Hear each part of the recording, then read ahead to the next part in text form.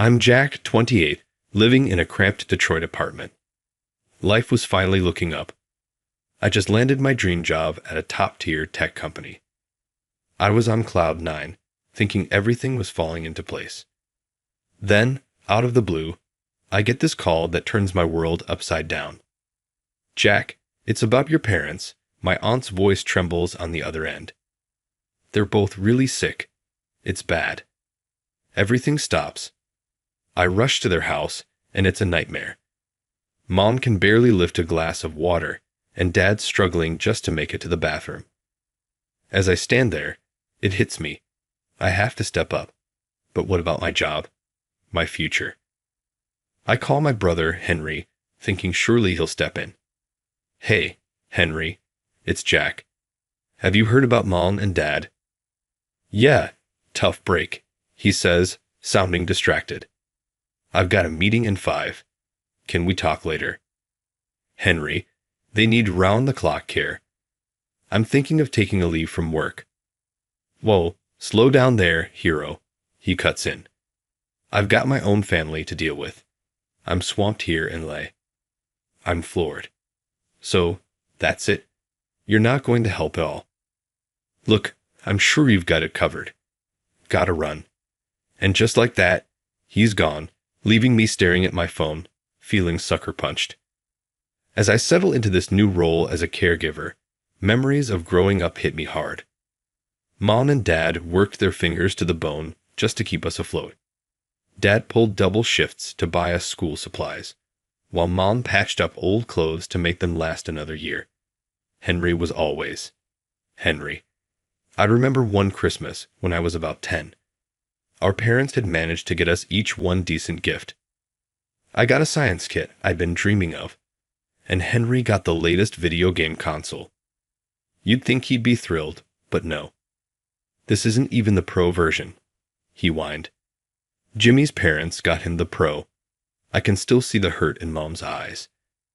Dad just sighed and said, "Maybe next year, son." Now, as I watch my parents struggle with even the simplest tasks, those memories sting even more. I'm putting my entire life on hold, while Henry's living it up in Leh. Jack, sweetie, Mom calls weekly from her bedroom. Can you help me with my pills? Coming, Mom. I holler back, shoving thoughts of Henry aside. I have more important things to focus on. My parents need me, and I'll be damned if I let them down like Henry has. As I help Mom with her medication, I wonder, how did I end up as the sole caregiver while Henry gets to live his best life? But then I see Mom's grateful smile, and I know I'm doing the right thing. It's going to be tough, but I'm in this for the long haul. Henry may have forgotten what family means, but I sure as hell haven't. 2 years in, my life's become a never-ending loop of doctor visits and pill organizers. I'm working part-time at Joe's corner store just to keep the lights on. My savings? Gone. That promising career? Feels like a distant dream now. Jack, your shift starts in 20. Joe calls out as I rush in, still in yesterday's wrinkled clothes. Sorry, Joe. Dad had a rough night. I'll be ready in 5. I'm stocking shelves when my phone buzzes. Another reminder to call Henry. I've lost count of how many times I've reached out, begging for help. Henry, it's Jack. Look, I know you're busy, but... Jack, now's not a good time, he interrupts. We're renovating the kitchen. You wouldn't believe how much custom cabinetry costs these days. I bite my tongue. Mom and Dad have been asking about you. Maybe you could visit, or at least give them a quick call. Sorry, bro. Big deal coming up at work. I gotta focus. Maybe next month. Click. It's always next month, always an excuse. Later that night, as I'm helping Dad to bed, my phone pings with a social media notification. I usually ignore these, but something catches my eye. It's Henry, on a yacht. I start scrolling, and my blood boils. There he is in Paris, skiing in Aspen, showing off his new sports car, all posted in the last few months. Big deal at work, My ass, I mutter under my breath. Everything okay, son? Dad asks, noticing my scowl. Yeah, Dad. Just work stuff. Don't worry about it. But I can't let it go. The next day, during my lunch break, I call Henry. No more Mr. Nice Guy. You lied to me. I snap as soon as he answers. Whoa, what's your problem? He responds, unfazed. Cut the crap, Henry. I saw your posts. Paris, yachts, luxury cars. Meanwhile, I'm here, working my ass off, watching our parents deteriorate day by day. There's a pause, then a chuckle. Oh, that. Come on, Jack, you know how social media is. It's all for show. For show? Are you kidding me? I'm drowning here, Henry. I've asked for your help countless times, and you always have an excuse. Meanwhile, you're living it up like some big shot. Look, he says, his voice turning cold. I've worked hard for what I have. It's not my fault you chose to play the martyr. Martyr? They're our parents, Henry. And I'm sure they're very grateful, he says, his tone dripping with sarcasm. In fact, I bet that's why you're doing all this, isn't it? Trying to secure your place in the will. I'm stunned, speechless. How dare he? That's what I thought, he continues. Listen, I've got a real job to get back to. Some of us have actual responsibilities. The line goes dead.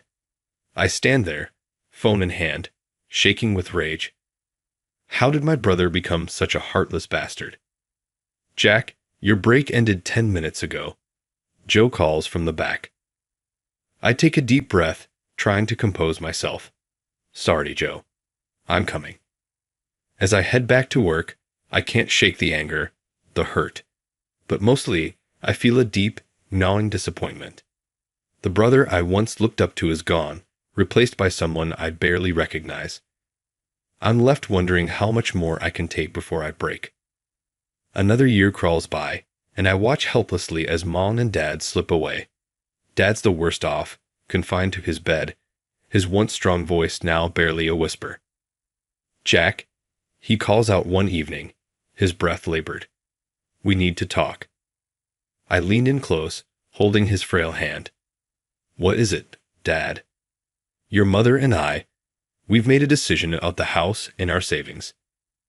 My heart skips a beat. I've never cared about their money, but after everything. What do you mean? We're leaving it all to Henry, he says, eyes searching mine for understanding. The room spins. But Dad, I don't understand. We worry about Henry. Mom chimes in from her chair, her voice weak but firm. You've always been the responsible one, Jack. You'll be okay. But Henry, he needs this safety net.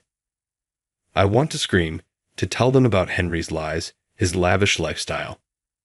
But looking at Dad's sunken face, the words die in my throat. I understand.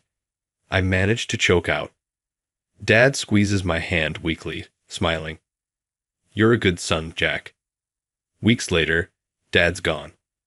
I throw myself into caring for Mom, pushing down the hurt and betrayal. But she fades fast, following Dad just months later. The day of Mom's funeral arrives, and I'm standing by her grave, emotionally and physically drained, when I hear a familiar voice. Well, if it isn't the prodigal son. I turn to see Henry, looking completely out of place in his designer suit. You actually showed up, I say, too tired to hide my bitterness. Had to make sure everything was in order, he replies, glancing around. Speaking of which, the house is a mess. Didn't you take care of anything while you were playing nurse? I clench my fists, anger rising. I was a little busy keeping our parents alive, Henry. He shrugs. Well, no need to worry about that anymore. I'm selling the place. I already have a few interested buyers. Selling? But Henry, that's our childhood home. It's all we have left of them. Correction, he says coldly. It's all I have left of them. Or did you forget about the will? The casual cruelty in his voice stuns me. So that's it. You're just going to erase everything. Our memories, our history. Oh, spare me the sentimental crap, Henry scoffs. It's just a house. And frankly, I could use the cash. My portfolio took a hit last quarter. I stare at him, this stranger wearing my brother's face. What happened to you, Henry? When did you become this?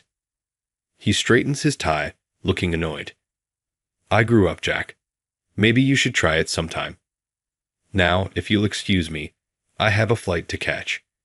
I expect the house cleared out by the end of the month. As he turns to leave, I call out, desperation seeping into my voice. They loved you, you know. Right until the end, they worried about you. For a moment, he pauses. I think I see a flicker of something, regret, shame, but then it's gone, replaced by his usual smirk. Lucky me, he says, not bothering to look back as he walks away. I'm left standing there, surrounded by fresh graves and wilting flowers, feeling utterly lost. 3 years of my life, countless sacrifices, all for this. No job, no savings, and now, no home. As the reality of my situation sinks in, a mix of emotions I've never felt before hits me. A cocktail of grief, rage, and a burning desire for justice. Or maybe something darker. Revenge. One thing's for sure, I'm done being the good son. It's time Henry learns that actions have consequences. And I'll be damned if I let him walk away from this unscathed. So, there I am, mid-30s, no job, no home, crashing on my buddy Dave's couch. Every morning, I'm firing off job applications like my life depends on it. Because, well, it kind of does. Any luck? Dave asks one morning, finding me hunched over my laptop. Not yet, but I'm not giving up, I reply, hitting send on another application. Then, out of the blue, my phone rings. It's Sarah, an old colleague from my engineering days. Jack, I saw your application. We have an entry-level position at my startup. It's not much, but I'll take it, I interrupt, not even caring about the details. From day one, I throw myself into the work. Late nights, early mornings, whatever it takes. My experiences caring for mom and dad gave me a unique perspective on problem solving. And before I know it, I'm climbing the ranks. But then, one day, everything changes. I'm in a meeting when my phone starts blowing up with notifications. There's Henry's face plastered all over the news. Prominent businessmen involved in major fraud scheme, the headlines scream.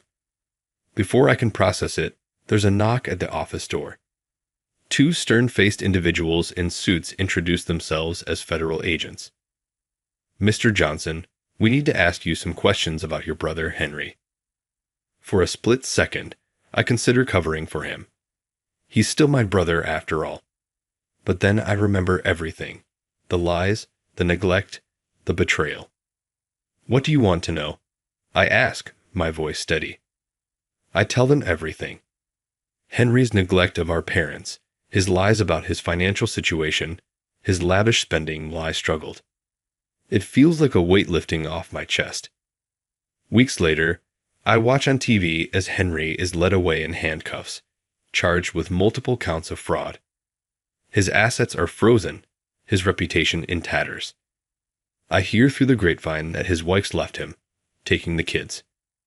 Just when I think it's all over, I get a call from Mrs. Rodriguez, our old neighbor. Jack, your mother, she left something for you, a safety deposit box. She changed her will at the last minute. Inside the box, I find a letter and Mom's old locket, the one she always said was just worthless costume jewelry. My dear Jack, the letter reads, if you're reading this, I'm gone. I know we hurt you by leaving everything to Henry, but I couldn't let you walk away empty-handed. This locket, it's been in our family for generations. It's worth more than you know. Use it wisely, and know that we always saw your sacrifice. We love you. Fast forward a few months, and I'm standing on a stage at a charity gala.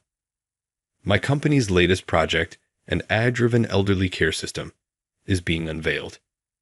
This technology, I say into the microphone, is dedicated to every child who's ever cared for a parent, to every family struggling to provide dignity in their loved one's final years. As I scan the audience, my eyes land on a familiar face. Henry, out on bail, looking like he's aged a decade. Our eyes meet for a moment, but I don't linger. Instead, I turn back to the audience, to the future I'm building with integrity, innovation, and compassion. The applause washes over me as I step off the stage. For the first time in years, I feel like I'm exactly where I'm supposed to be. Henry, the betrayal, the struggles, they are all part of my past now. And me? I'm focused on the bright future ahead. Sometimes, justice has a way of serving itself. Now, I've got a question for you. If you were in Jack's shoes, would you have told the authorities everything about Henry's past behavior, or would you have protected your brother despite his betrayal? Think about it. Family loyalty versus doing what's right. Where do you draw the line? Drop your thoughts in the comments below.